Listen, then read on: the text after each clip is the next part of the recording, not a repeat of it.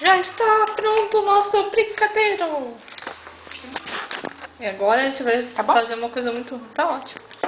Quem mistura brigadeiro e sorvete. Fica a dica. Foi, Vou utilizar de toda a minha força. Aquilo ali que está à parte é hortelã. Não é agrião. Meu sorvete caiu. Caramba. E nós comemos sorvete em xícaras de café. Eu não como sorvete no negócio de sorvete. Eu como Também sempre não. no copo. Copo americano, aqueles de bar, tá ligado? Sabe por quê? Ah. Porque cabe mais. Né? Claro, né? Gordice aqui vai além.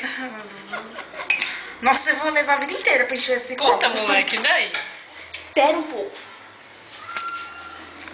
50 anos depois. Tipo, eu vou comendo brigadeiro aqui. Acaba o brigadeiro. Segura aqui. Pronto, agora eu vou conseguir. Pronto. Ah, não, mais um, mas já.